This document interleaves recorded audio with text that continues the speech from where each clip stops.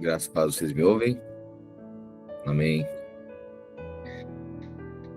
Amém, Jesus. Nesse domingo, Deus, nós celebramos o Senhor, celebramos Tua palavra,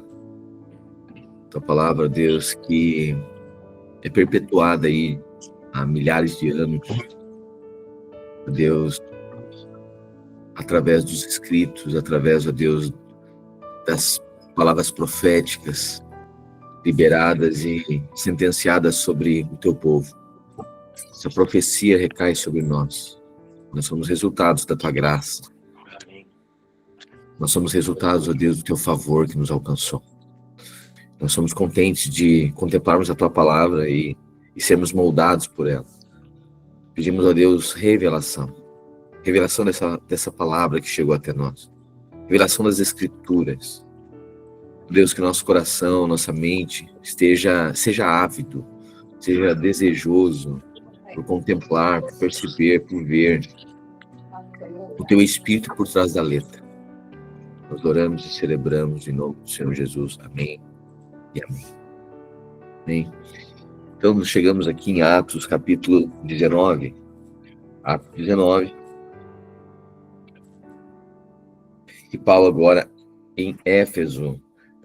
Eu lembro que falamos ontem, Paulo chegando em Éfeso com Priscila e Áquila, e ali implantando então a igreja, né? E mais tarde, então, Paulo vai enviar carta para a igreja de Éfeso, né?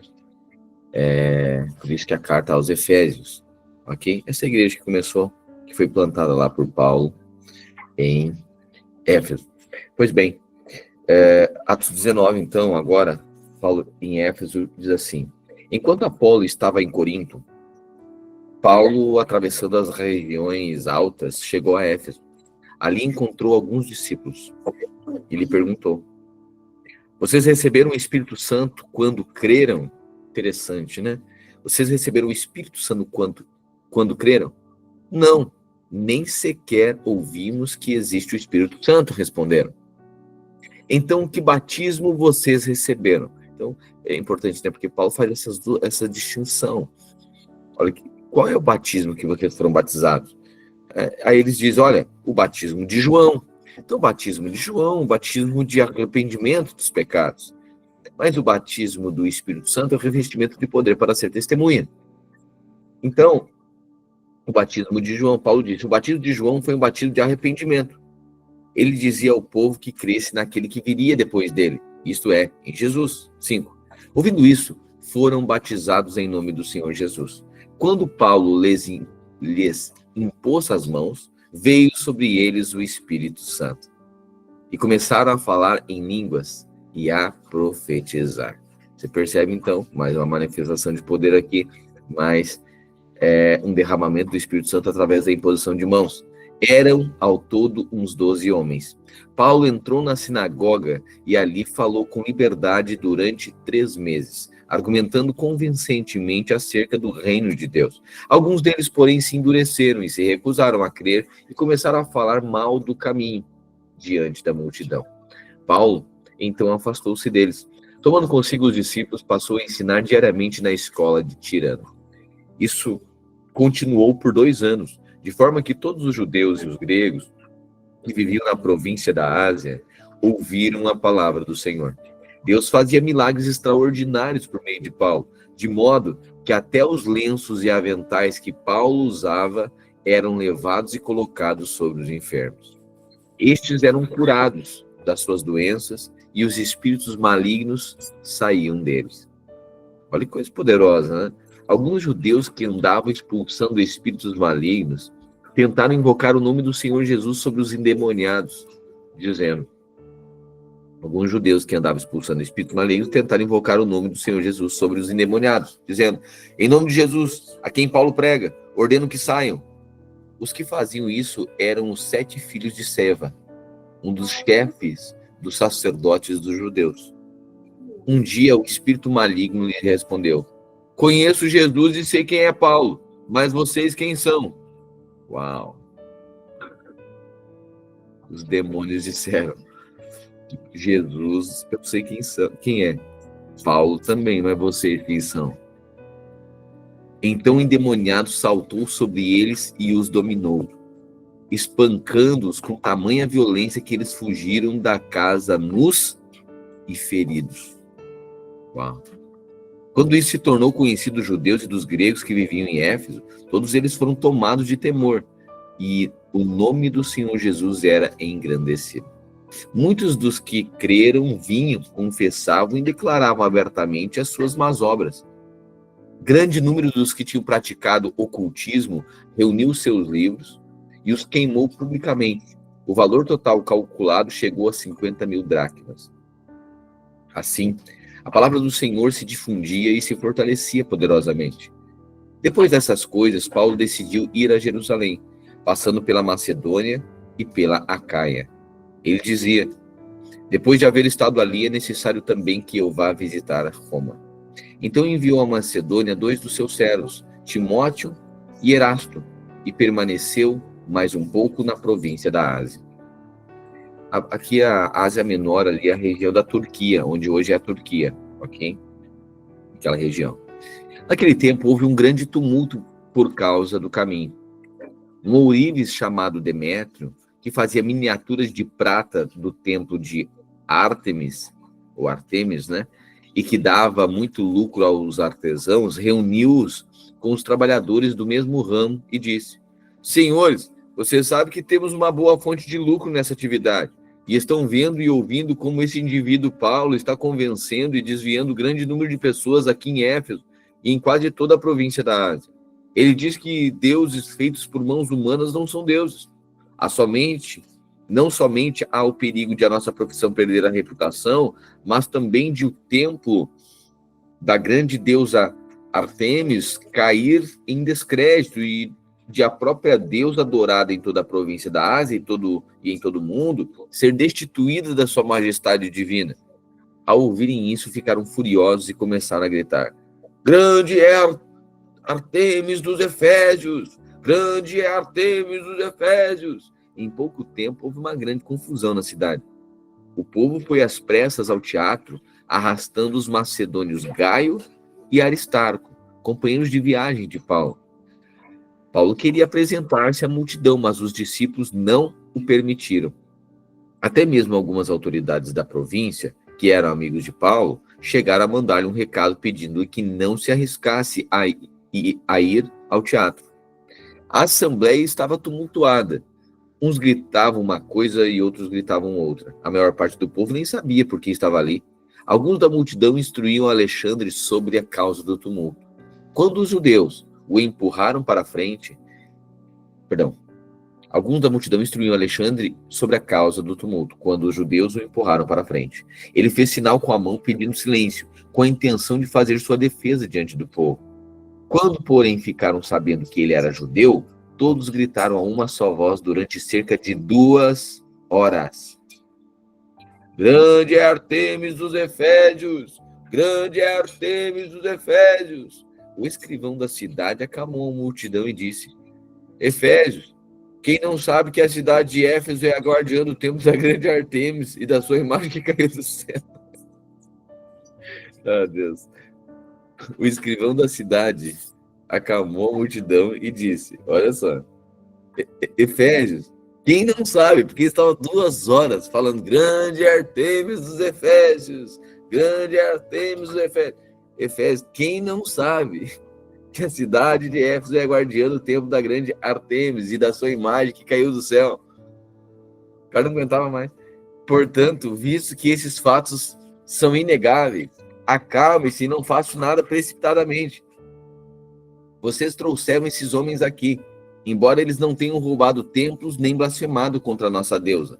Portanto, se Demétrio e seus companheiros de profissão têm alguma queixa contra alguém, levem-nos aos tribunais e aos procônsules. Permitam que apresentem as suas acusações ali. Se há mais alguma coisa que você deseja apresentar, isso será decidido em assembleia, conforme a lei. Do jeito que as coisas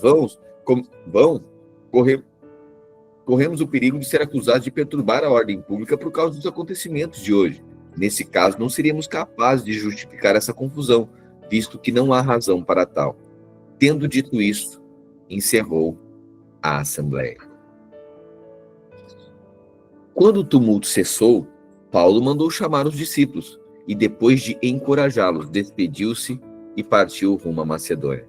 Viajou por aquela região, encorajando os irmãos com muitas palavras, e, por fim, chegou à Grécia, onde ficou 3 meses. Quando estava prestes a embarcar rumo à Síria, os judeus fizeram uma conspiração contra ele. Por isso resolveu voltar para a Macedônia, sendo acompanhado por Sópatro, filho de Pirro, de Bereia, Aristarco e Secundo, de Tessalônica, Gaio, de Derbe, Timóteo, além de Tíquico e Trófimo, da província da Ásia. Esses homens foram adiante nos esperaram em Troade. Navegamos de Filipos após a festa dos pães sem fermento. Olha só. Esses homens foram adiante e nos esperaram em Troade. O autor aqui está dizendo que nos esperaram. Quem que está escrevendo? Lucas. Ok?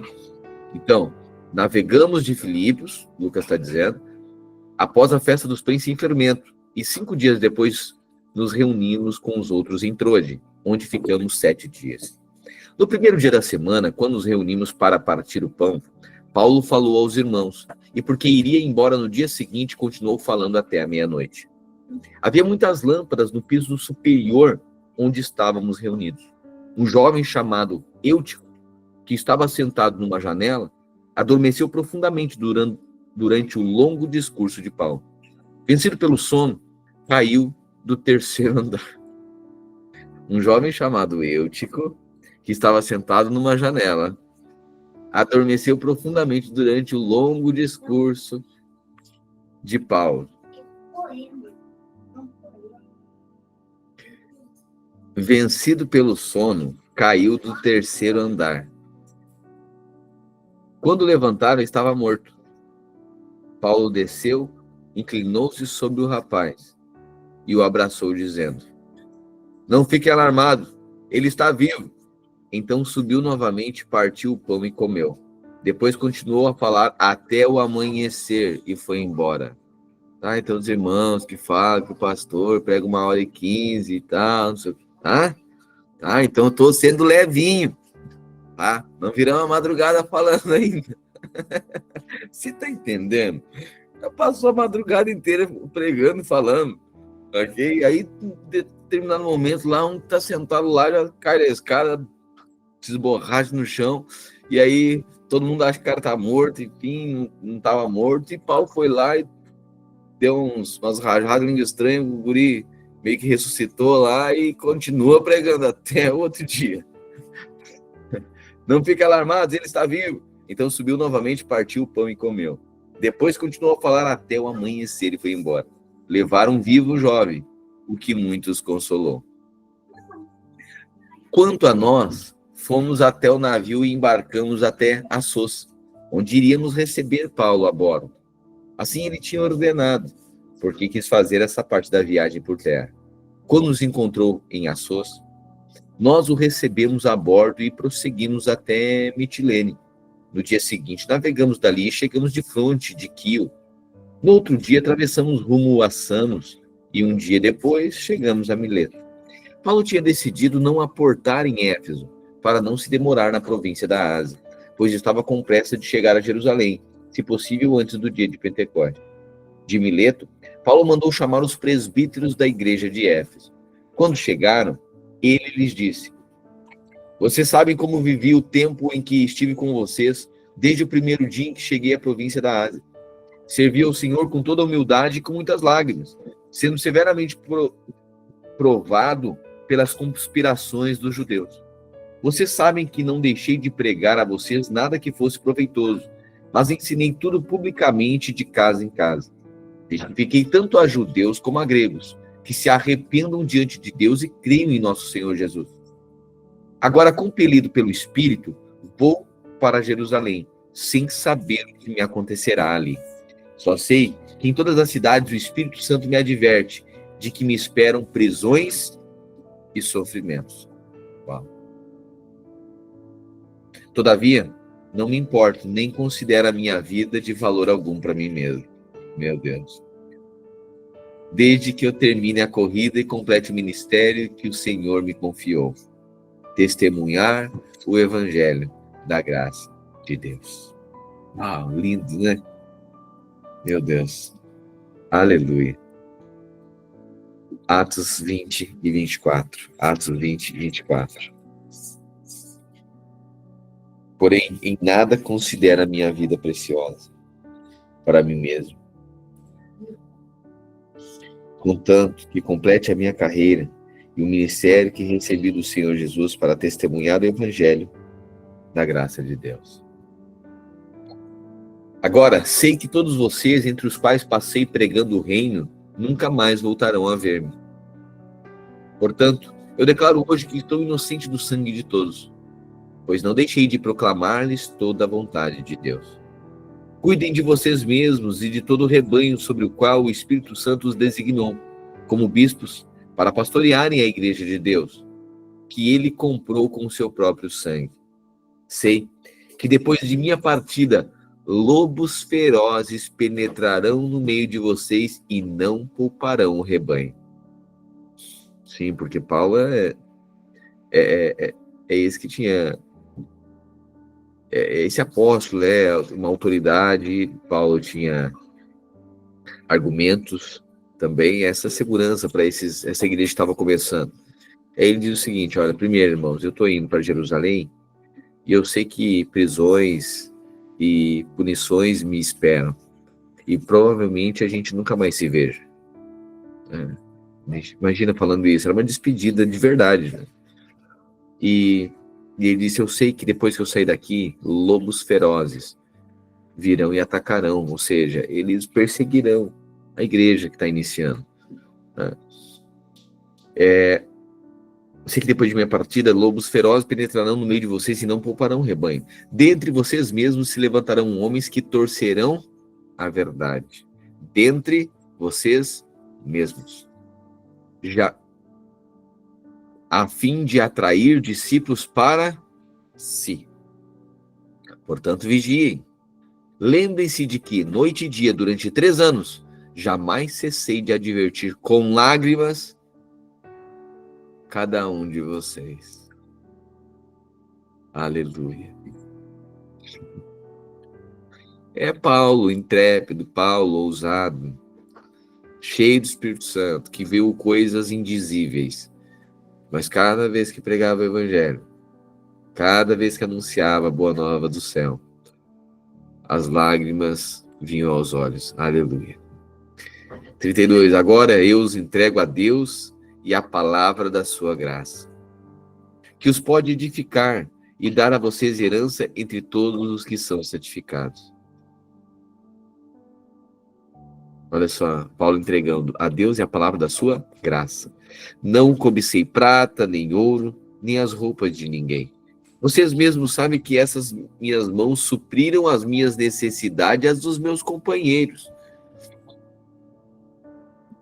Em tudo que fiz, mostrei a vocês que é preciso trabalhar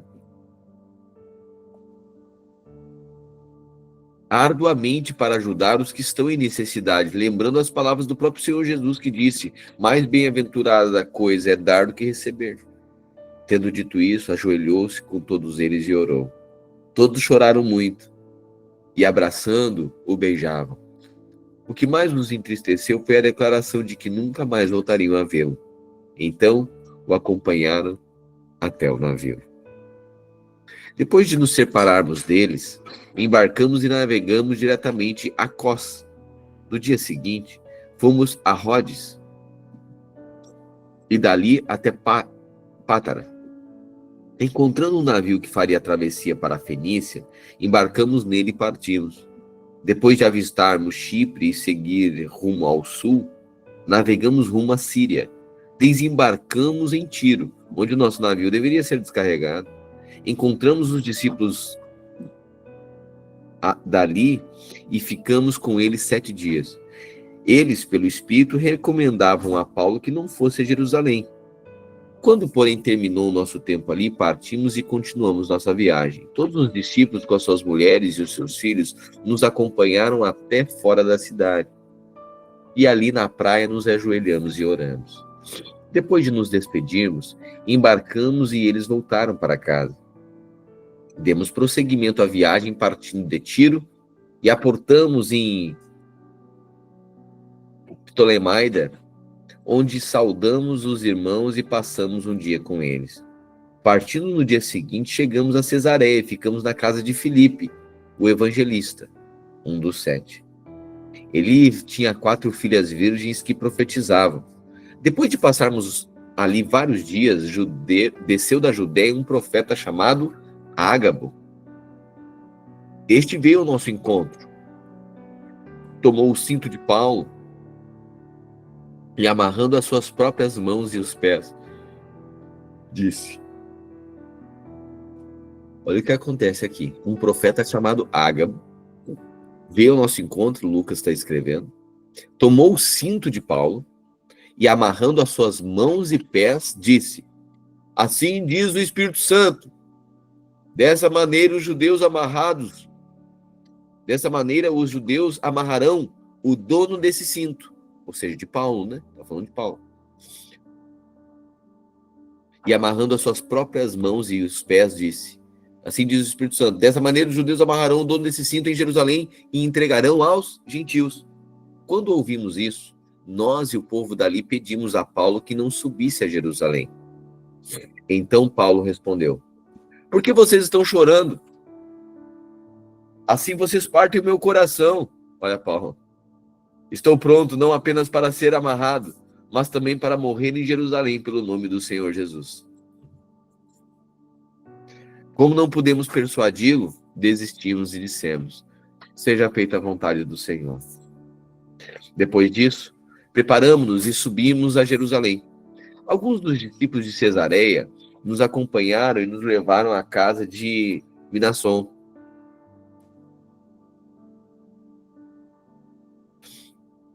onde deveríamos nos hospedar. Ele era natural de Chipre e um dos primeiros discípulos. Quando chegamos a Jerusalém, os irmãos nos receberam com alegria. No dia seguinte, Paulo foi conosco encontrar-se com Tiago e todos os presbíteros estavam presentes. Paulo saudou e relatou minuciosamente o que Deus havia feito entre os gentios por meio do seu ministério. Ouvindo isso, eles louvaram a Deus e disseram a Paulo: veja, irmão, quantos milhares de judeus creram, e todos eles são zelosos da lei. Eles foram informados de que você ensina todos os judeus que vivem entre os gentios a se afastarem de Moisés, dizendo-lhes que não circuncidem os seus filhos nem vivam de acordo com os nossos costumes. O que faremos? Certamente eles saberão que você chegou. Portanto, faça o que diremos. Estão conosco 4 homens que fizeram um voto. Participe com esses homens dos rituais de purificação e pague as despesas deles, para que rapem a cabeça. Assim todos saberão que não é verdade o que falam a seu respeito, mas que você continua vivendo em obediência à lei.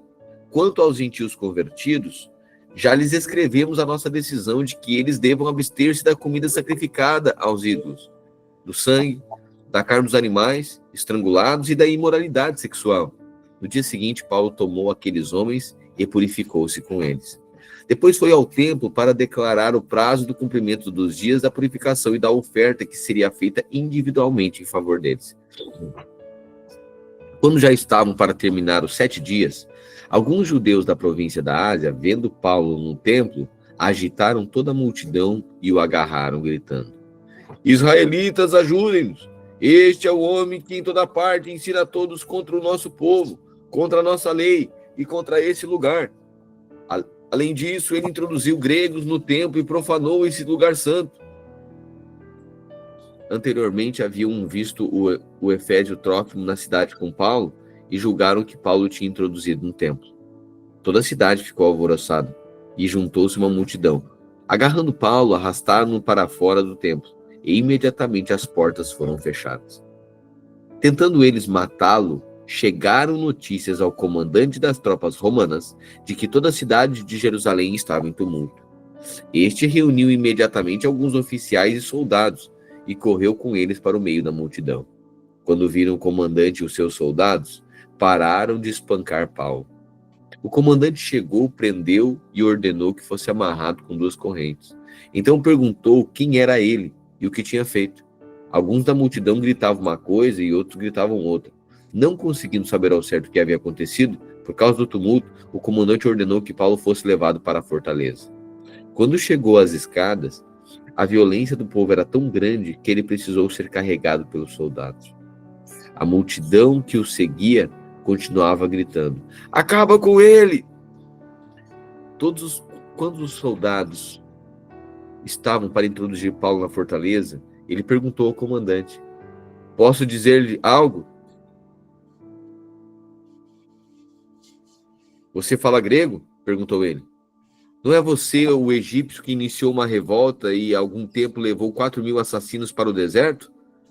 Paulo respondeu: "Eu sou um judeu, cidadão de Tarso, cidade importante da Cilícia. Permite-me falar ao povo." Tendo recebido permissão do comandante, Paulo levantou-se na escadaria e fez o sinal com a mão à multidão. Quando todos fizeram silêncio, dirigiu-se a eles em língua hebraica.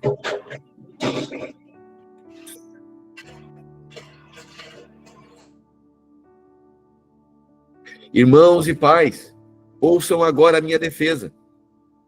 Quando ouviram que lhes falava em língua hebraica, ficaram em absoluto silêncio. Então Paulo disse: "Sou judeu, nascido em Tarso da Cilícia, mas criado nessa cidade. Fui instruído rigorosamente por Gamaliel na lei dos nossos antepassados, sendo tão zeloso para com Deus quanto qualquer de vocês hoje. Persegui os seguidores deste caminho até a morte, prendendo tanto homens como mulheres, lançando-os na prisão, como podem testemunhar o sumo sacerdote e todo o sinédrio. Deles cheguei a receber cartas para os seus irmãos em Damasco e fui até lá, a fim de trazer a Jerusalém como prisioneiros os que lá estivessem, para serem punidos." Olha, Paulo começa a dizer toda a perseguição que ele fez, né, contra os judeus, contra os cristãos. Por volta do meio-dia, ele está falando o testemunho dele. Olha a pregação de Paulo. Por isso que, sabe, a sua pregação, quando começar, fala o seu testemunho que Deus fez na sua vida. Primeira coisa, né? Ele começa a falar, e ele é um perseguidor da igreja, né? E aí ele começa a dizer agora: "Por volta do meio-dia, eu me aproximava de Damasco, quando de repente uma forte luz vinda do céu brilhou ao meu redor. Caí por terra e ouvi uma voz que me dizia: 'Saulo, Saulo, por que você me persegue?' Então perguntei: 'Quem és tu, Senhor?' Ele respondeu: 'Eu sou Jesus o Nazareno, a quem você me persegue.' Os que me acompanhavam viram a luz, mas não entenderam a voz daquele que falava comigo. Assim perguntei: 'Que devo fazer, Senhor?' O Senhor disse: 'Levante-se e entre em Damasco, onde será dito o que você deve fazer.' Os que estavam comigo me levaram pela mão até Damasco, porque o resplendor da luz havia me deixado cego. Um homem chamado Ananias, fiel seguidor da lei e muito respeitado por todos os judeus que ali viviam, veio ver-me e, pondo-se junto a mim, disse: 'Irmão Saulo, recupere a visão.' Naquele mesmo instante, eu pude vê-lo. Então ele disse: 'O Deus dos nossos antepassados o escolheu para conhecer a sua vontade, ver o justo e ouvir as palavras da sua boca.'" Perceba isso. O Deus dos nossos antepassados escolheu para quê? Conhecer a sua vontade, ver os justos e ouvir as palavras da sua boca. Você será testemunha dele. 22. É importante. 22, 14.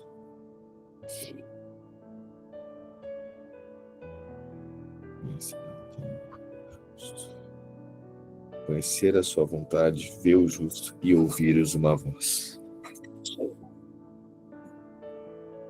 Você será testemunha dele a todos os homens daquilo que viu e ouviu. E agora o que você está esperando? Levante-se, seja batizado e lave os seus pecados, invocando o nome dele. Quando voltei a Jerusalém, enquanto eu orava no templo, caí em êxtase e vi o Senhor que me dizia: depressa, saia de Jerusalém imediatamente, pois não aceitarão o seu testemunho a meu respeito. Eu respondi: Senhor, estes homens sabem que eu ia de uma sinagoga a outra, a fim de prender e açoitar os que creem em ti. E quando foi derramado o sangue de Estevão, tua testemunha, eu estava lá, dando minha aprovação e cuidando dos mantos dos que o matavam. Então o Senhor me disse, vá, eu o enviei para longe aos gentios. A multidão ouvia Paulo até que ele disse isso. Então todos levantaram a voz e gritaram: tira esse homem da face da terra, ele não merece viver. Porque, lembra?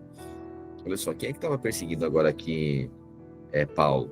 Eram os judeus. Ele estava dizendo, olha, estavam acusando, dizendo, Paulo, é tu que tem pervertido as pessoas e dito para que eles não precisam mais se circuncidar?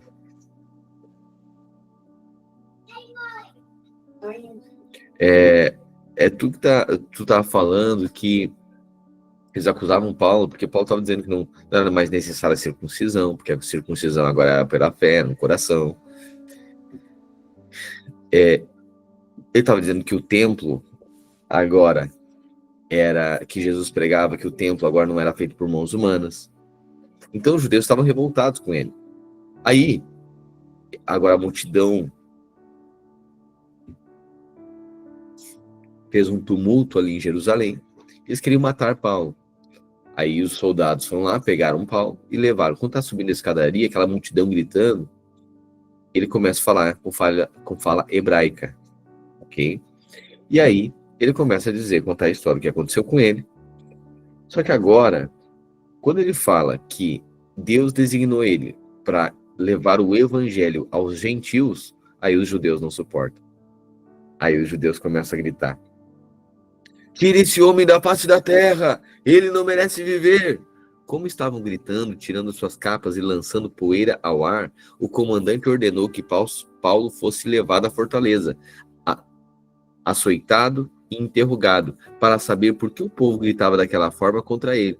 Enquanto o amarravam a fim de açoitá-lo, Paulo disse ao centurião que ali estava: vocês têm o direito de açoitar um cidadão romano sem que ele tenha sido condenado?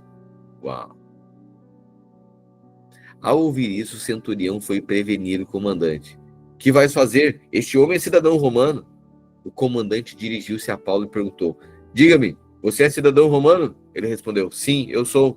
Então o comandante disse: eu precisei pagar um elevado preço pela minha cidadania.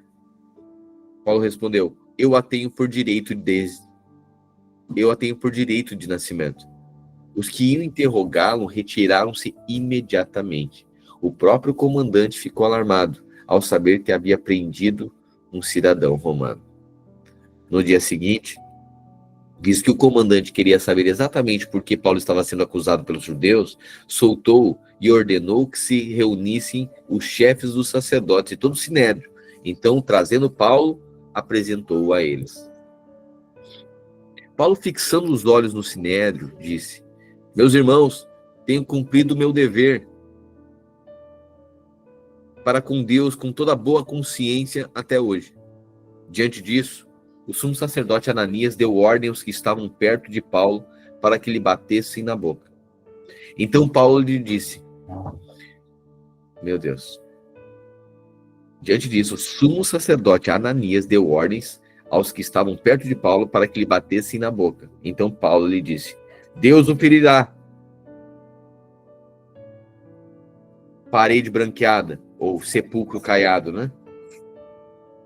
Está sentado aí para me julgar segundo a lei, mas contra a lei me manda ferir? Os que estavam perto de Paulo disseram: você ousa insultar o sumo sacerdote de Deus? Paulo respondeu: irmãos, eu não sabia que ele era o sumo sacerdote, pois está escrito: não fale mal de uma autoridade do seu povo. Então Paulo, sabendo que alguns deles eram saduceus e que outros eram fariseus, bradou no sinédrio: irmãos, sou fariseu, filho de fariseu. Estou sendo julgado por causa da esperança da ressurreição dos mortos. Quando ele disse isso, surgiu uma violenta discussão entre os fariseus e os saduceus e a assembleia ficou dividida. Ele está sendo acusado. E aí, ele era fariseu, ele sabe que está fariseu e saduceu ali. Ou seja, quando ele falar que está sendo acusado pela ressurreição dos mortos, os fariseus acreditam na ressurreição dos mortos e os saduceus não. Aí já começa aquela discussão toda. Ou seja, a primeira coisa, só um argumento de Paulo já dividiu o povo, né? Aqueles que estavam o condenando. Quando ele disse isso, surgiu uma violenta discussão entre os fariseus, saduceus e a assembleia ficou dividida.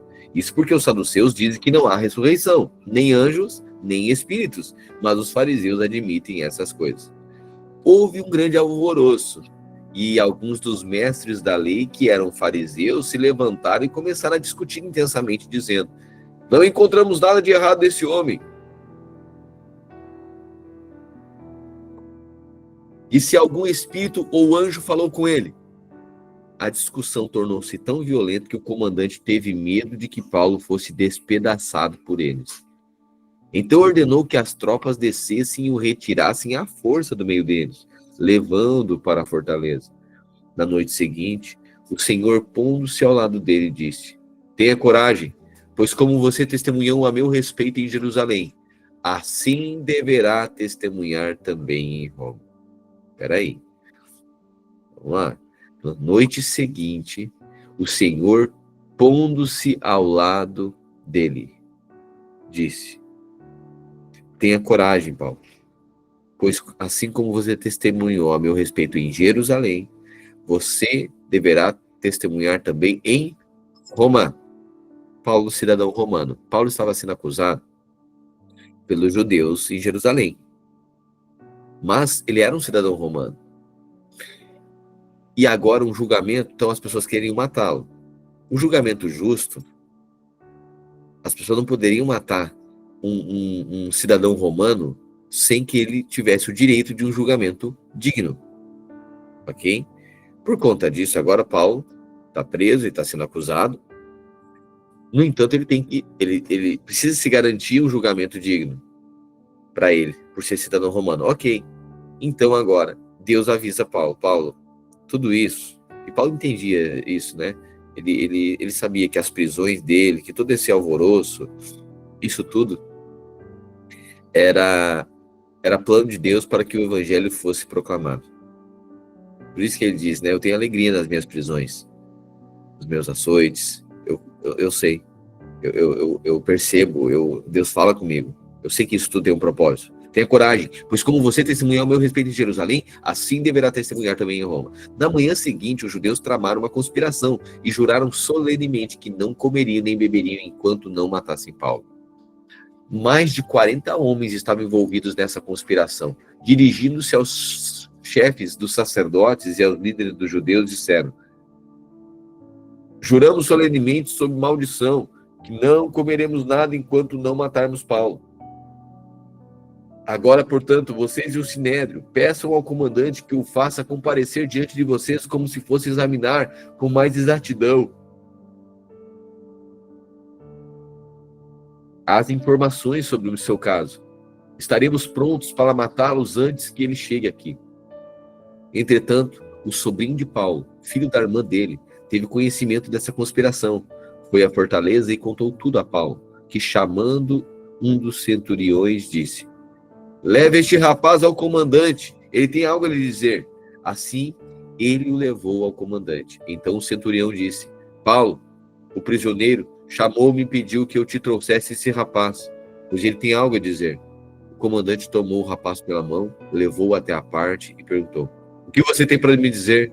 Ele respondeu: os judeus planejaram pedir-te que apresentes Paulo ao Sinédrio amanhã, sob o pretexto de buscar informações mais precisas a respeito dele.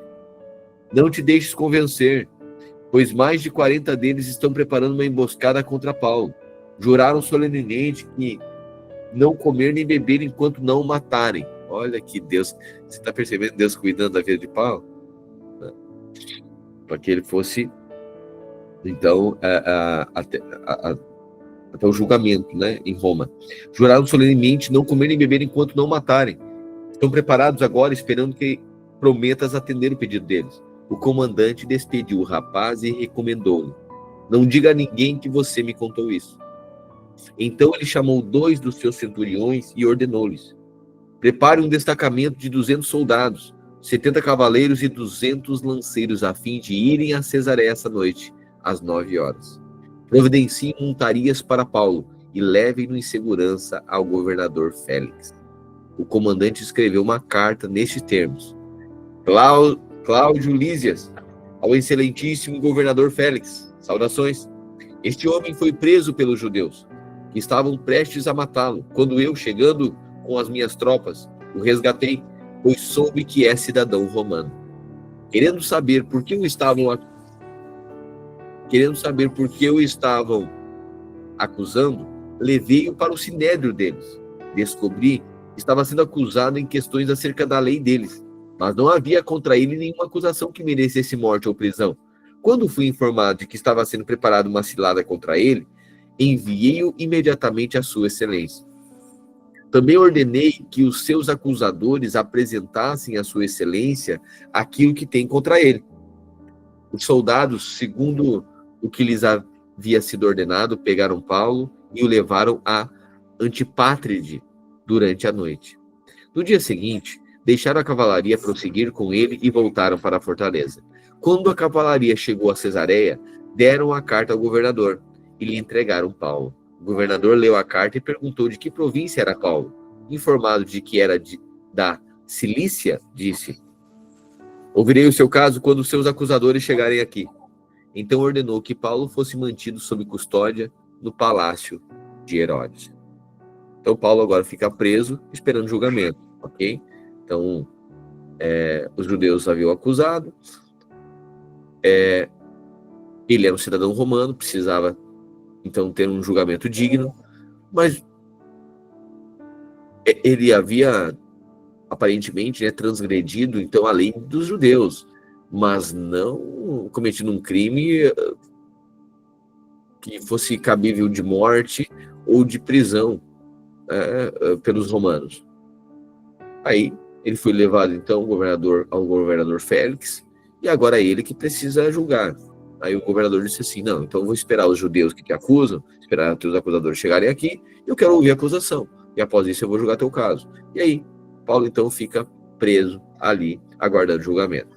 5 dias depois, o sumo sacerdote Ananias desceu a Cesareia com alguns dos líderes dos judeus e um advogado chamado Tértulo, os quais apresentaram ao governador acusações contra Paulo. Quando Paulo foi chamado, Tértulo apresentou as causas contra Paulo a Félix. Temos desfrutado de um longo período de paz durante o teu governo, e o teu providente cuidado resultou em reformas nessa nação.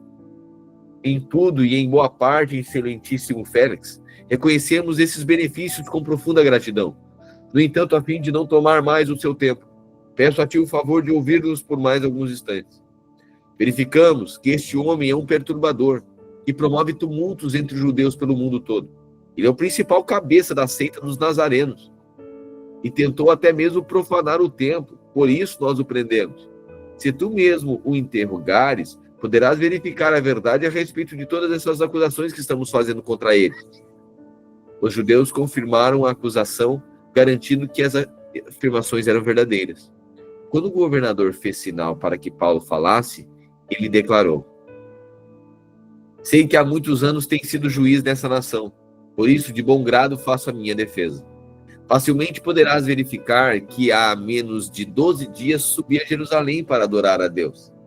Os meus acusadores não me encontraram discutindo com ninguém no templo, nem incitando uma multidão nas sinagogas ou em qualquer outro lugar da cidade. Tampouco podem provar as acusações que agora estão levantando contra mim. Confesso, porém, que adoro ao Deus dos nossos antepassados como seguidor do caminho, a que chamam seita. Creio em tudo que concorda com a lei e no que está escrito nos profetas, e tenho em Deus a mesma esperança desses homens, de que haverá a ressurreição tanto de justos como de injustos. Por isso, procuro sempre conservar limpa minha consciência diante de Deus e dos homens. Depois de estar ausente por vários anos, vim a Jerusalém para trazer donativos ao meu povo e apresentar ofertas. Enquanto fazia isso, encontraram-me purificando no templo, sem me envolver em nenhum ajuntamento ou tumulto. Há, porém, alguns judeus da província da Ásia que deveriam estar aqui diante de ti e apresentar acusações, se é que tem algo contra mim.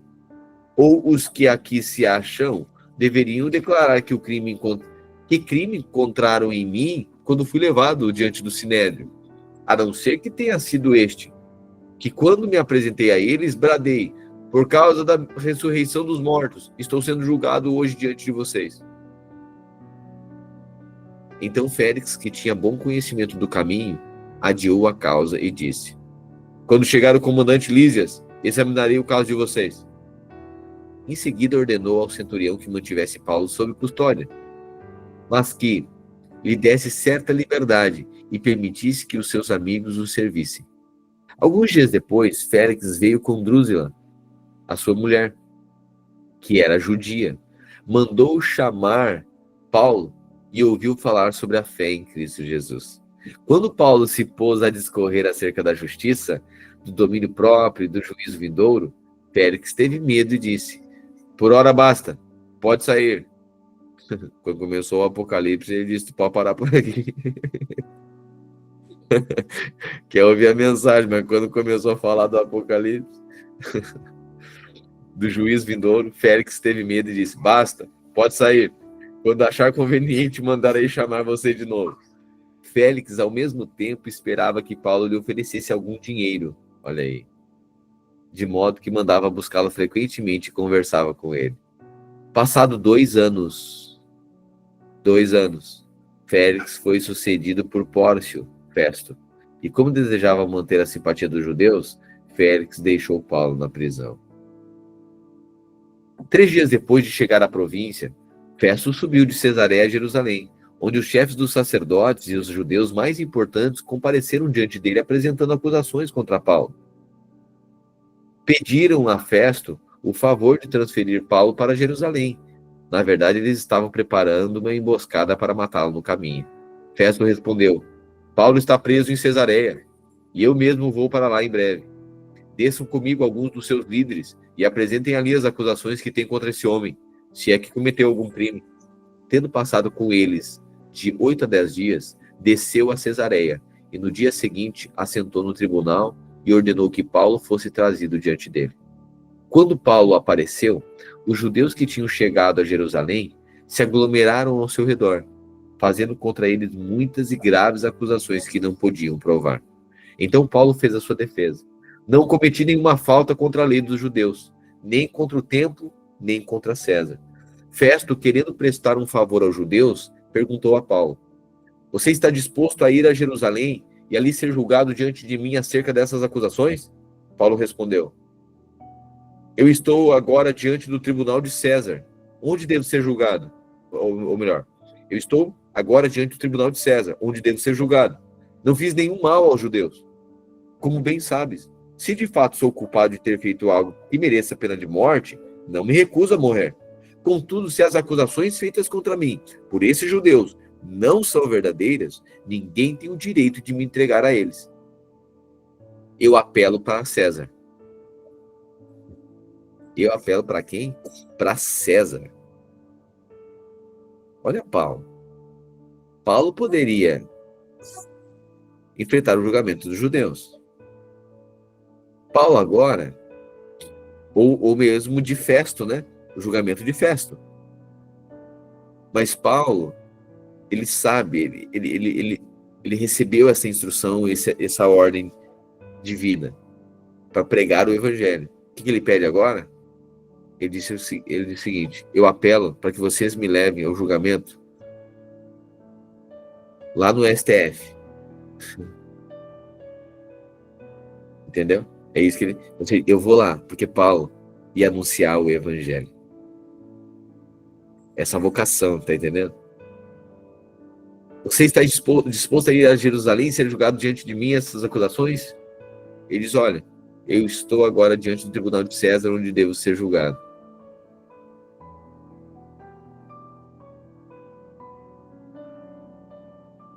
Apelo para César. 12. Depois de ter consultado seus conselheiros, Festo declarou: você apelou para César irá. Alguns dias depois, o rei Agripa e Berenice chegaram a Cesareia para saudar Festo. Visto que estavam passando muitos dias ali, Festo explicou o caso de Paulo ao rei. Ele disse: há aqui um homem que Félix deixou preso. Quando fui a Jerusalém, os chefes dos sacerdotes e os líderes dos judeus fizeram acusações contra ele, pedindo que fosse condenado.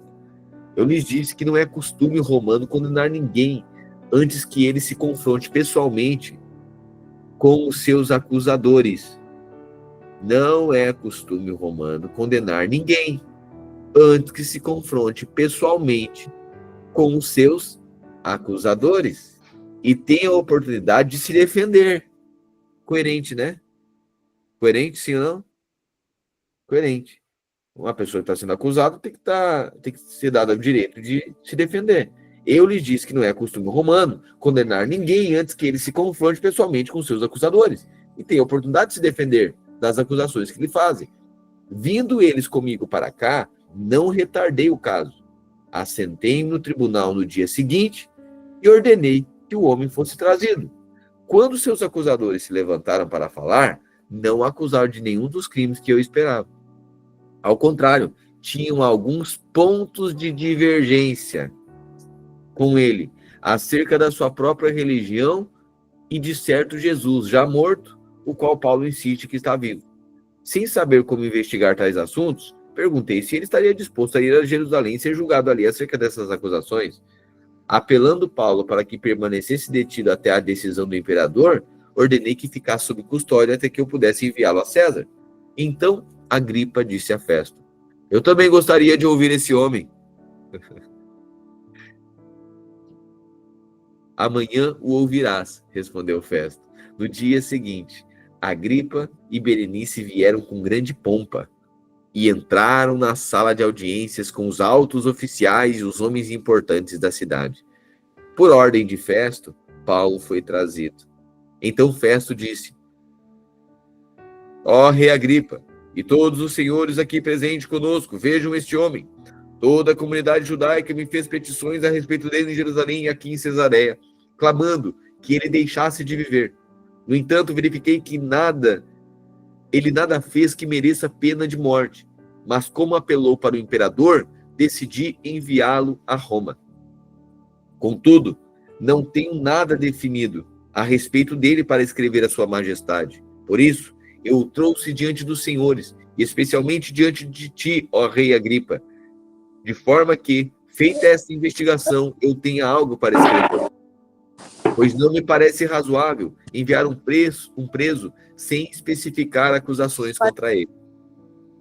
Então Agripa disse a Paulo: você tem permissão para falar em sua defesa. A seguir, Paulo fez sinal com a mão e começou a defender-se. Rei Agripa, considero-me bem-aventurado por estar hoje na tua presença, para fazer a minha defesa contra todas as acusações dos judeus, especialmente porque estás bem familiarizado com todos os costumes e controvérsias deles, né? Portanto, peço que me ouças pacientemente. Todos os judeus sabem como tenho vivido desde a juventude, tanto na minha terra natal como em Jerusalém. Eles me conhecem há muito tempo e podem testemunhar, se quiserem, que vivi como fariseu, de acordo com a seita mais severa da nossa religião.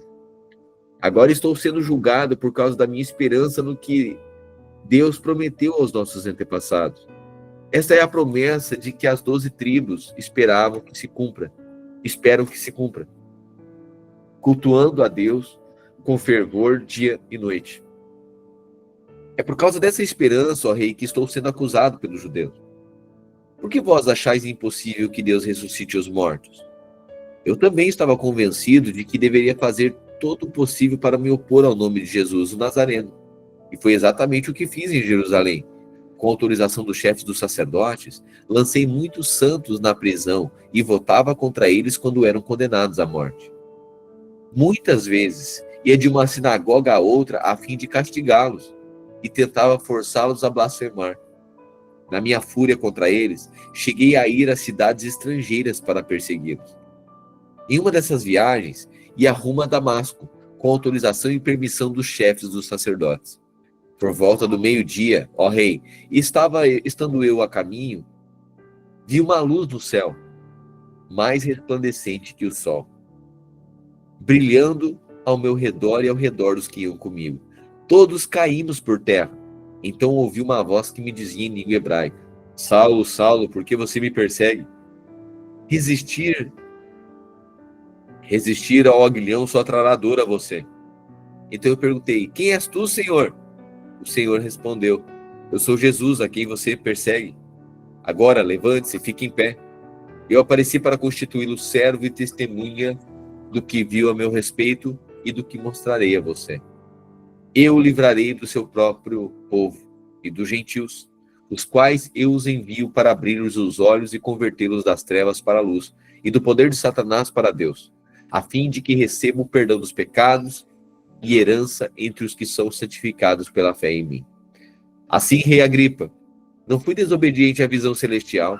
Preguei em primeiro lugar aos que estavam em Damasco, depois os que estavam em Jerusalém e em toda a Judéia, e também aos gentios, dizendo que se arrependessem e se voltassem para Deus, praticando obras que mostrassem arrependimento.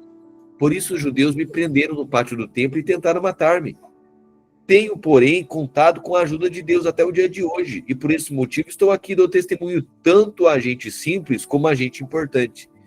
Não estou dizendo nada além do que os profetas e Moisés disseram que haveria de acontecer, que o Cristo haveria de sofrer, e sendo o primeiro a ressuscitar dentre os mortos, proclamaria a luz para o seu próprio povo e para os gentios.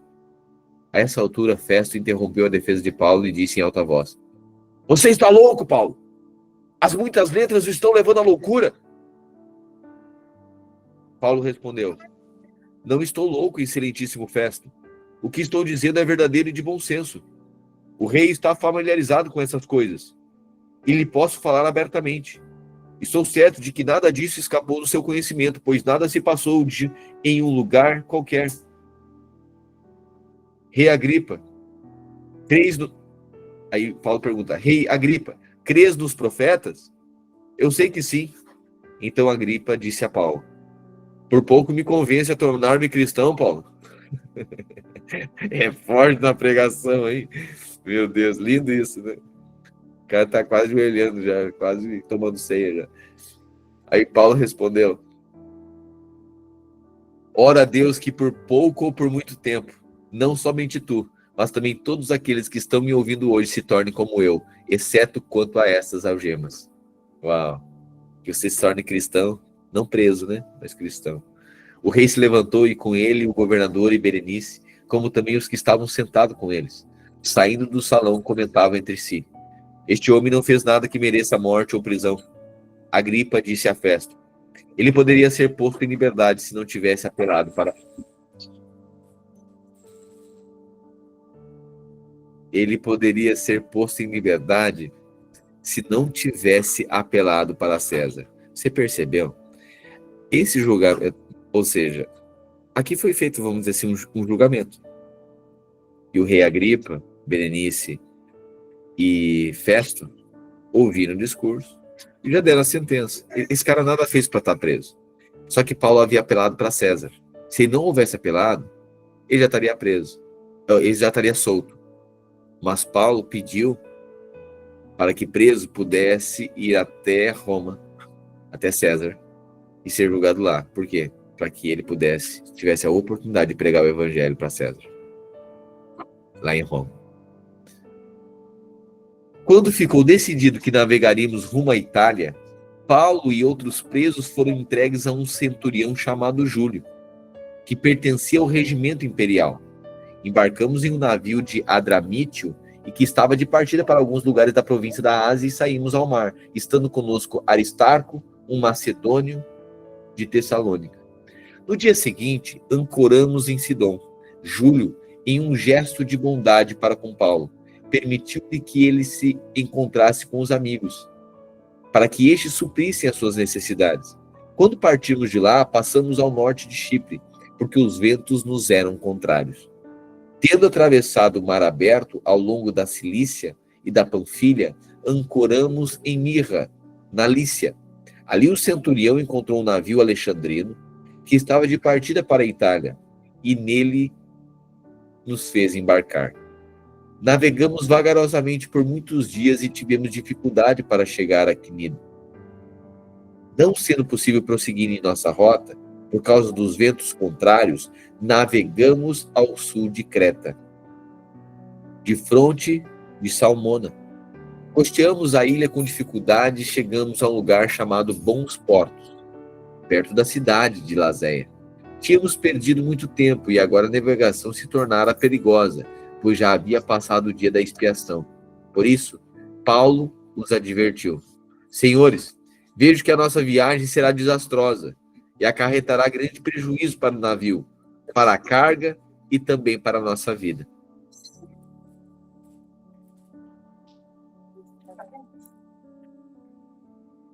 Um minuto só.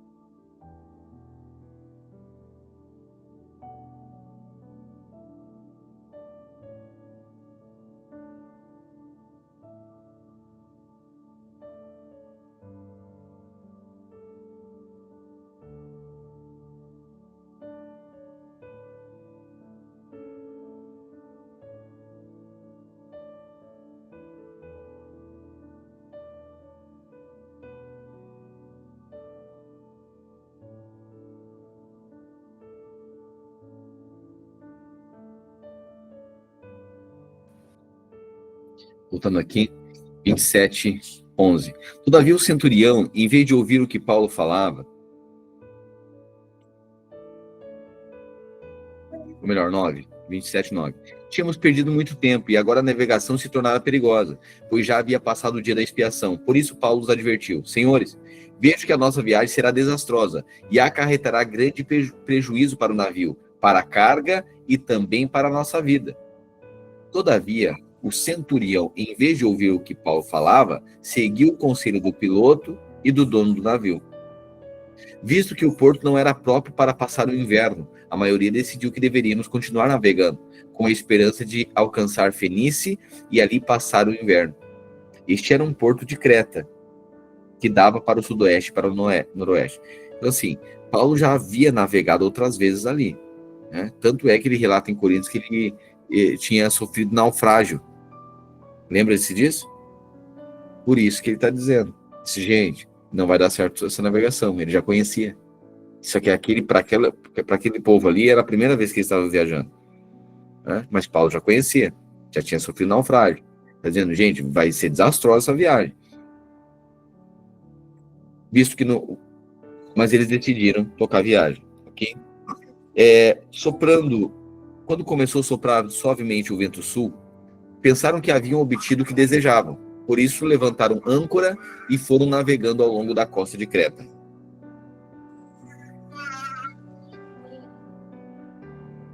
Pouco tempo depois, desencadeou-se da ilha um vento muito forte chamado Nordeste. Sabe o Nordestão?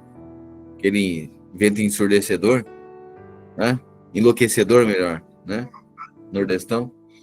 O navio foi arrastado pela tempestade. Sem poder resistir ao vento, assim cessamos as manobras e ficamos à deriva. Paulo tinha falado, né? Passando ao sul de uma pequena ilha chamada Cauda, foi com dificuldade que conseguimos recolher o barco salva-vidas. Levantando, lançaram mão de todos os meios para reforçar o navio com cordas, temendo que ele encalhasse nos bancos de areia de Sirte. Baixaram as velas e deixaram o navio à deriva. No dia seguinte, sendo violentamente castigados pela tempestade, começaram a lançar fora a carga.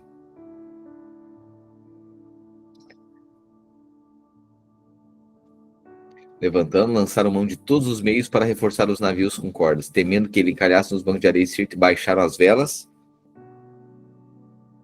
para não quebrarem, né, a âncora e diminuir a velocidade aqui do barco.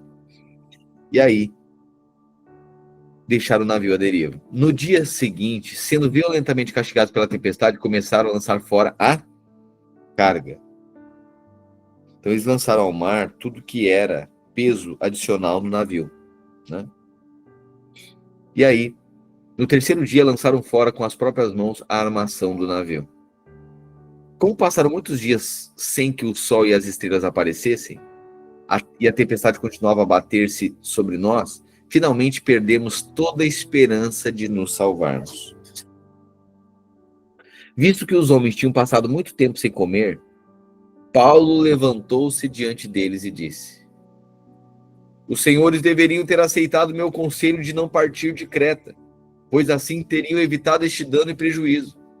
Agora, porém, recomendo que tenham coragem, pois nenhum de vocês perderá a vida, somente o navio será destruído. Olha Paulo aqui. Os caras perderam o ânimo, estão desesperançosos agora, à deriva. Passam dias sem comer, tá todo mundo sem comer. Imagina, no ócio, o que a gente quer? Quando a gente tá tempo ocioso, a gente quer comer. Os caras perderam tão esperança, não queriam nem comer, fracos. Paulo se levanta e diz: primeiro, você deveria ter me ouvido. Eu disse que nós não poderíamos viajar. O senhor deveria ter aceitado o meu conselho de não partir de Creta, pois assim teria evitado esse dano e prejuízo. Agora, porém, recomendo que tenham coragem, pois nenhum de vocês perderá a vida. Somente o navio será destruído.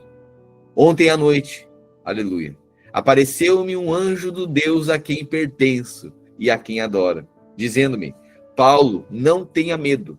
É preciso que você compareça diante de César.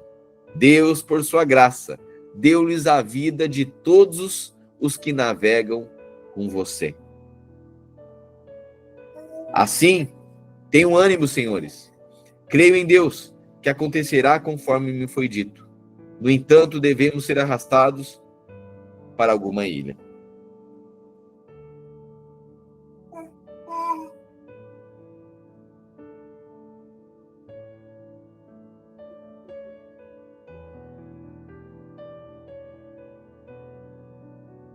Assim tenham ânimo, senhores, creio em Deus, que acontecerá conforme foi dito. No entanto, devemos ser arrastados para alguma ilha. 27. Na 14ª noite, ainda... Irmãos, 14 dias viajando. Um barco. Tempestade, medo. Frio.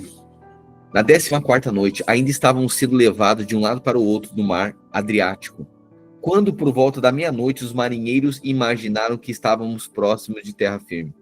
Lançando a sonda, verificaram que a profundidade era de 20 braças. Tá? Então, assim, uma braça aí é a medida de 2 metros, ok? Então, aqui tinha 40 metros de profundidade.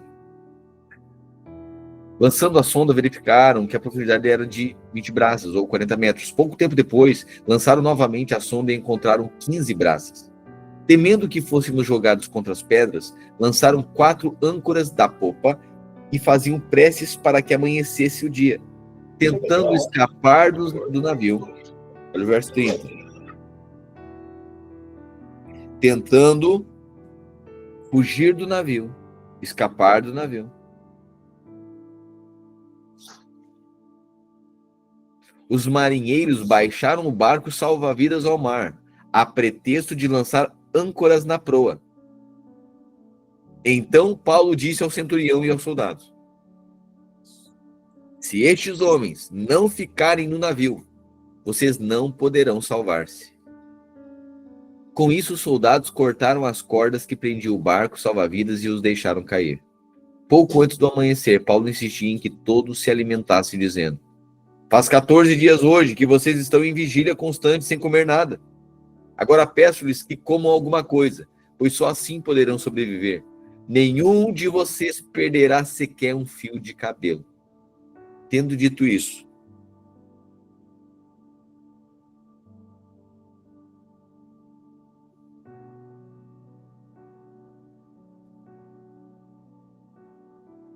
olha que loucura isso, né?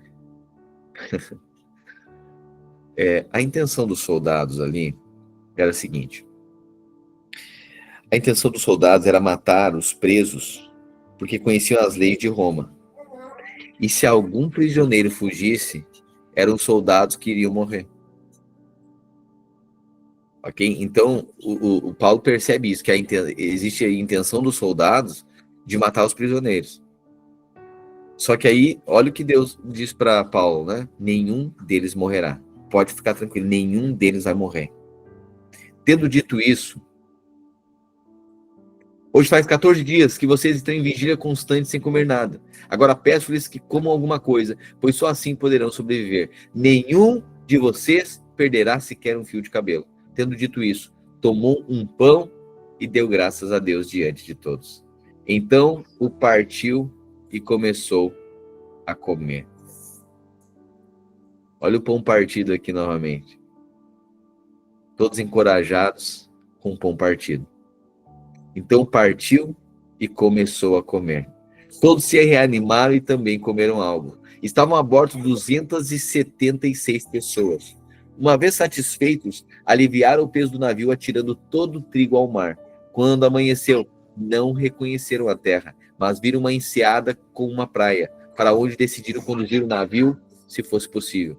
Cortando as âncoras, deixaram-nas no mar, desatando ao mesmo tempo as cordas que prendiam os lemes. Então, alçando a vela da proa ao vento, dirigiram-se para a praia. O navio, porém, encalhou em um banco de areia, onde tocou o fundo.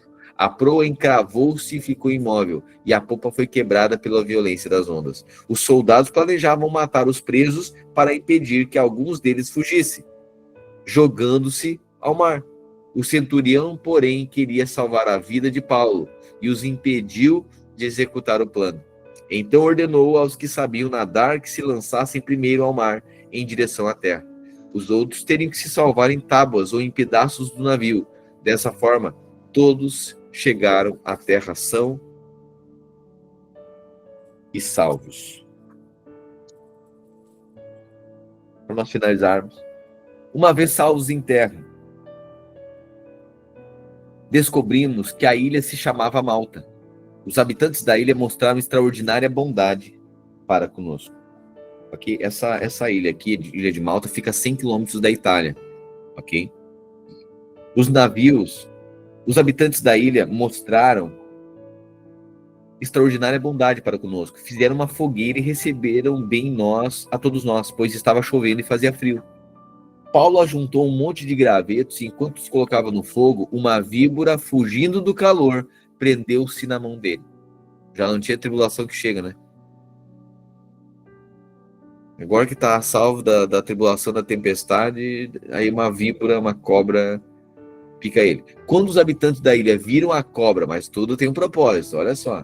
Quando os habitantes da ilha viram a cobra agarrada na mão de Paulo, disseram uns aos outros: certamente esse homem é assassino, pois tendo sido salvo do mar, a justiça não lhe permite viver. Então está dizendo o seguinte: isso aí é juízo sobre esse cara, não pode ser possível, né? Tão azarado assim. É isso que os caras estão deduzindo, né? Paulo, porém, sacudindo a cobra no fogo, não sofreu nenhum mal. As pessoas esperavam que ele começasse a inchar ou que caísse morto de repente, mas tendo esperado muito tempo e vendo que nada de estranho lhe sucedia, mudaram de ideia e passaram a dizer que ele era um deus. Perto dali, uma propriedade pertencente a um homem chamado Públio, o principal da ilha. Ele nos convidou a... Perto dali havia uma propriedade pertencente a um homem chamado Públio, o principal da ilha. Ele nos convidou a ficar em sua casa e por 3 dias bondosamente nos recebeu e nos hospedou. No entanto, o pai de Públio estava doente, acamado, sofrendo de febre e disenteria. Paulo entrou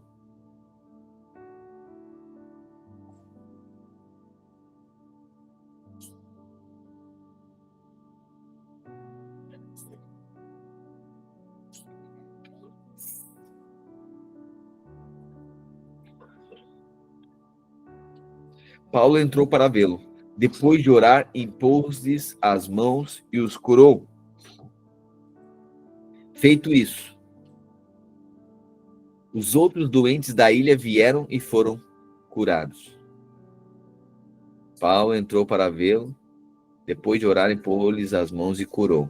Como consequência, os outros doentes da ilha começaram a vir até Paulo e foram curados. Eles nos prestaram muitas honrarias e, quando estávamos para embarcar, forneceram-nos os suprimentos de que necessitávamos. Sabe uma coisa, irmãos, que fica evidente? É que na direção do Espírito sempre há provisão. Ainda que seja para prisões, ainda que seja para lugares desconfortáveis, haverá provisão. Passado 3 meses, embarcamos em um navio que tinha passado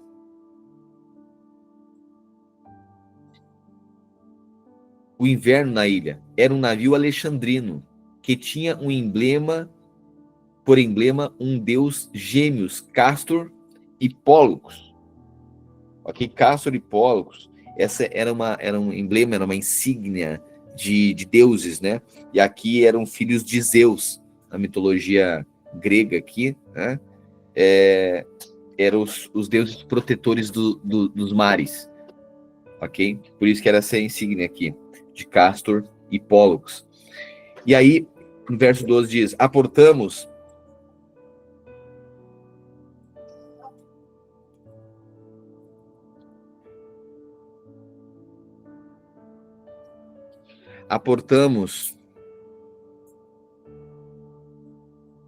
em Siracusa e ficamos ali 3 dias. Dali partimos e chegamos a Régio.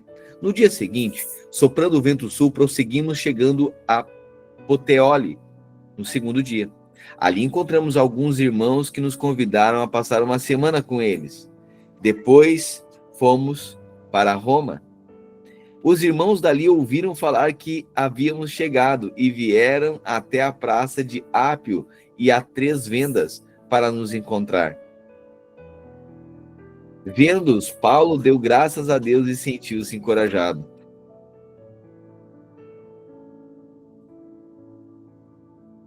Quando chegamos a Roma, Paulo recebeu permissão para morar por conta própria sob a custódia de um soldado. Então, o que eu acho interessante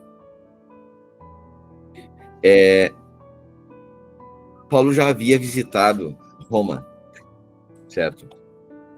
E tinha pregado o evangelho e estabelecido, implantado a igreja em Roma. Os irmãos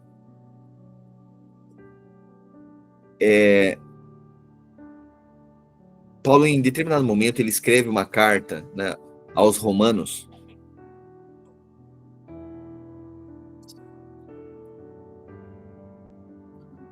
Melhor, 3 anos antes, os irmãos tinham ido ver Paulo. E em sua carta, quando Paulo escreve aos romanos, Paulo diz assim, eu desejo de algum dia ir ter convosco. Certo? Porque saudade, tinha estado lá, implantado a igreja.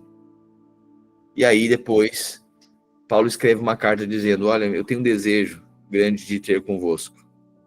E esse desejo que foi expresso na carta, que está lá em Romanos capítulo 15, o dia chegou, está aqui no verso 16, 15 e 16. Porque é o dia, então, que Paulo agora está novamente, só que agora ele vai a Roma, porque ele vai ser julgado, né? Mas agora esse dia chegou. E aí, quando ele chega ali em Roma, os irmãos vão tudo lá ver ele. Né? Então, sabe, a igreja se encontrando, os irmãos dali ouviram que falaram que havíamos chegado e vieram até a praça de Apia a 3 vendas para nos encontrar. Vendo-os, Paulo deu graças a Deus e se sentiu encorajado. Imagina os irmãos, o GC, imagina a igreja ali ao redor de Paulo, conversando, se abraçando. 3 anos, irmão. 3 anos. Só a carta dizendo, olha, tem esperança de ter convosco algum dia. 3 dias depois, ele convocou os líderes dos judeus. Quando estes se reuniram, Paulo lhes disse, meus irmãos, embora eu não tenha feito nada contra o nosso povo, nem contra os costumes dos nossos antepassados, fui preso em Jerusalém e entregue aos romanos. Eles me interrogaram e queriam soltar-me, porque eu não era culpado de crime algum que merecesse pena de morte.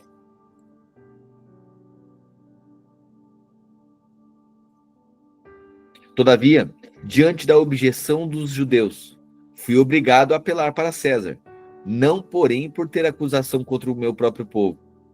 Por essa razão, pedi para vê-los e conversar com vocês. Por causa da esperança de Israel, é que estou preso com essas algemas. Ou seja, por conta de Cristo, né? Eles responderam,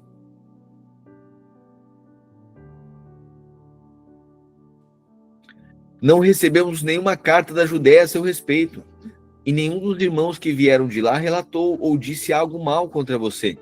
Todavia, queremos ouvir da tua parte o que você pensa, pois sabemos que em toda parte há gente falando contra esta seita. Assim, combinaram encontrar-se com Paulo em determinado dia, indo em grupo ainda mais numeroso ao lugar onde ele estava. Desde a manhã até a tarde, ele lhes deu explicações e testemunhou do reino de Deus, procurando convencê-los a respeito de Jesus, com base na lei de Moisés e nos profetas. Alguns foram convencidos pelo que ele dizia, mas outros não creram. Discordaram entre si e começaram a ir embora, depois de Paulo ter feito essa declaração final. Bem que o Espírito Santo falou aos seus antepassados por meio do profeta Isaías. Vá a este povo e diga, certamente vocês ouvirão, mas jamais entenderão. Certamente vocês verão, mas jamais perceberão. Pois o coração deste povo se tornou insensível. De má vontade ouviram com os ouvidos e fecharam os olhos. Se assim não fosse, poderiam ver com os olhos, ouvir com os ouvidos, entender com o coração e converter-se, e eu os curaria.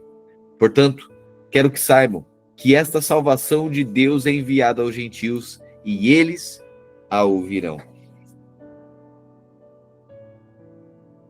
Por 2 anos inteiros, Paulo permaneceu na casa que havia alugado e recebia todos os que iam vê-lo. Ou seja, ali em Malta, viu? Em Malta, Paulo agora recebia os irmãos, permaneceu na casa que havia alugado e recebia todos os que iam vê-lo. Pregava o reino de Deus e ensinava a respeito do Senhor Jesus Cristo abertamente, sem impedimento algum. Amém?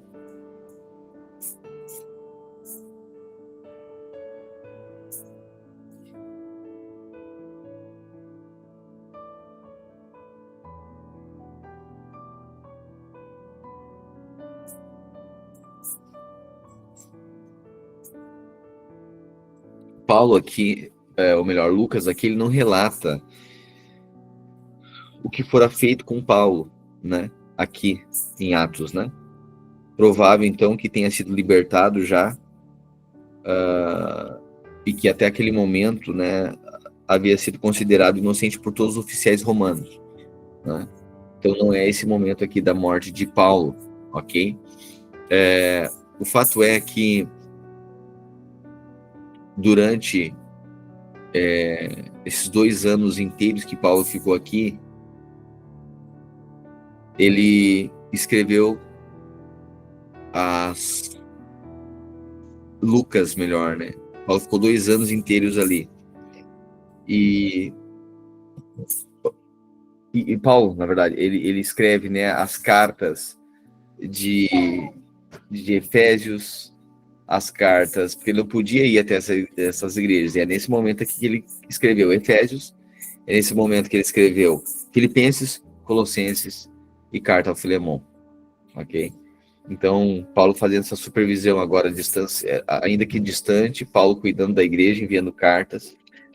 E o que fica claro aqui para mim, né, é que Paulo, ele percebe que as aflições as suas prisões, os seus insultos, tudo isso tinha a ver com a mensagem que ele carregava. Isso na nossa vida como cristãos precisa ficar bem claro também. Senão a gente vai o tempo inteiro achar que tudo é o diabo, quando na verdade tem muita coisa que acontece, que é açoites, perseguições, para que haja a proclamação do evangelho. Estou dizendo que tem coisa, tudo que tudo é bom. Né? É verdade que Deus cuida em todo o tempo. Não é romântico, mas Paulo, ele percebe a sua vocação. Ainda que em prisão, ainda que preso, ele apela para César, para que o evangelho fosse pregado. Que eu e você, tudo que façamos para a glória de Deus. Que eu e você venhamos a discernir a nossa vocação, o nosso chamado em Deus. Não fiquemos correndo, que a gente não fique correndo de lugar que a gente precisa permanecer. Que a gente não se abstenha da mensagem que precisamos proclamar. Ainda que sejamos perseguidos por isso. Amém? Obrigado, Jesus, pela tua palavra, que nos inspira. Os apóstolos, aqueles que pavimentaram o caminho para que a palavra chegasse até nós. Homens, ó Deus, que carregaram marcas profundas de amor, de doação, de devoção. Livra-nos, ó Deus, de proclamarmos, de vivermos um evangelho raso. Assim como Davi, queremos apresentar diante do Senhor algo que nos custou. É verdade que tudo já foi pago na cruz do Calvário. Mas nós aqui é uma resposta a essa tua bondade, essa salvação, essa graça que foi derramada sobre nós. Livra-nos, ó Deus, de fugirmos da tua cruz. Livra-nos, ó Deus, de fugirmos do centro da tua vontade. Livra-nos, ó Deus, de buscarmos só lugares de confortos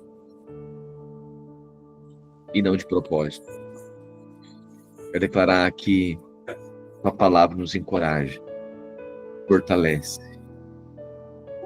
Que essa mensagem, teu Espírito coloque no nosso coração sempre um desejo ardente por proclamar essa mensagem, com lágrimas nos nossos olhos, com paixão, com vida abundante. Adoramos, declaramos no nome de Cristo Jesus. Amém e amém. Amém, querido irmão. Amanhã retomamos, então. E aí? A gente começa a ler o livro de Romanos. Então, Paulo escrevendo aos irmãos ali de Roma, ok? Então, todo agora o Novo Testamento, agora as cartas, tudo isso se dá em torno deste homem, Paulo, se tornou um personagem, um dos mais proeminentes aqui do Novo Testamento, o apóstolo Paulo. E agora começa a edificação da igreja. Você viu as viagens missionárias, prioritariamente Atos dos Apóstolos. Depois deles virem Jesus ressurreto, eles se tornam testemunhas e começam a pregar, ficam em Jerusalém, recebem o Espírito Santo, vão a Judéia, Samaria, e aí Deus começa então a alcançar os gentios. Por isso eles saem dali da região de Israel, agora começam a ir para outros países, certo? E implantar as igrejas. Ali começou o movimento. Esses foram os atos, essas foram as atitudes dos apóstolos, testemunhas de Cristo Jesus. As igrejas começaram a ser edificadas, e aí Paulo, preso, ele recomendava e advertia essas igrejas através de cartas. Amém? Uma boa tarde para você. Um bom domingo. Saiu um solzinho aí? Que saiu um solzinho. Onde nós estamos saindo um solzinho aqui. Tá gostoso, né?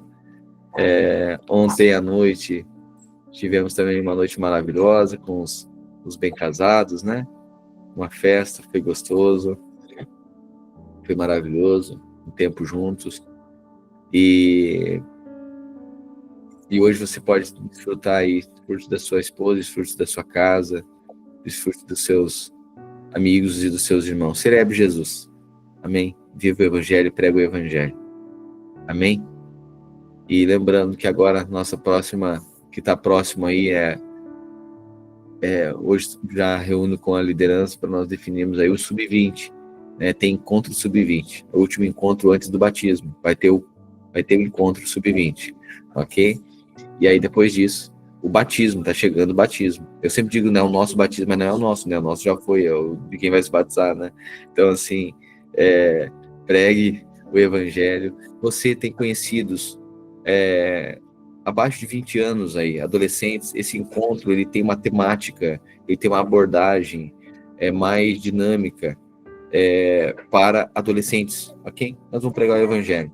Então, você com parentes, vizinhos, com vídeos, envie-os para o encontro, ok? Então, alguém só me confirma a data aqui, já é semana que vem? Ou na outra? Daqui 2 semanas? Ok, daqui 2 semanas então. Intensivo DNA na próxima quinta, verdade. Você, aluno do DNA, na próxima quinta-feira, em Osório, a partir da 1h. É isso, Fábio? Só me confirma aqui, 1 ou 1h30, eu não lembro. Acho que é 1h. Acho que é 1 porque é feriado, né? 1h30. 1h30, em Osório, na quinta-feira que vem, você, aluno do DNA, tem o intensivo DNA, ok? Então, à tarde e finaliza, o intensivo vai finalizar à noite, a ministração à noite, no culto público em Osório. Então, o intensivo ele finaliza com o culto público em Osório, ok? Então, vai ser poderoso. Já tivemos aqui no ano passado, foi aqui em Porto Alegre, foi maravilhoso, né? E agora, essa vez, será em Osório, ok? Quinta DNA, e aí no outro final de semana, então, encontro. E aí no outro final de semana, e daí mais alguns dias, nós faremos o batismo aqui em Porto Alegre. Amém? Mais uma vez, boa tarde para você, um ótimo domingo, uma semana abençoada, frutífera, próxima. Hoje, você sabe, domingo é dia de planejamento, dia de organização da semana inteira, ok? Faça isso, organize seus armários. Você sabe que seu guarda-roupa é seu mundo interior, ok? Então, você abre o seu guarda-roupa e como é o seu guarda-roupa, é o seu mundo interior, ok? Isso, por quê? Porque a gente tem a capacidade de fechar as portas e esconder muita coisa. Aqui é aquela bagunça. Mas você tem luz, a luz na sua vida. As coisas são organizadas, documentos, você é uma pessoa organizada e planejada, amém? Porque antes nós estávamos em trevas, era uma bagunça. O evangelho jogou luz e nos libertou. Por isso que as coisas agora são planejadas, são organizadas, tem diligência, okay? E você vive uma vida em paz. Amém? Tchau, tchau. Graças a Deus. Meu Deus do céu. Gritar desse jeito, próxima vez eu só vou fechar o microfone, todo mundo vai te ouvir. Uau.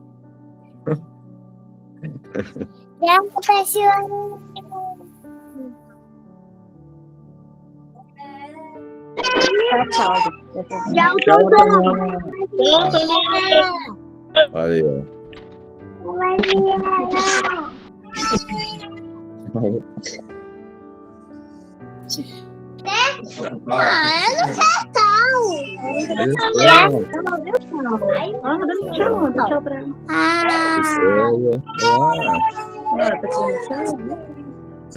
Querido. Olá, Manu. Olá, Helena. Olá, a César, a Carla, a Ju, a Angélica, o Stefano, a Jaqueline, o Bruno, viu? O Emerson, a Duda, a tia Amanda, tio Franco, tá vendo? Eles estão aparecendo aqui pra mim.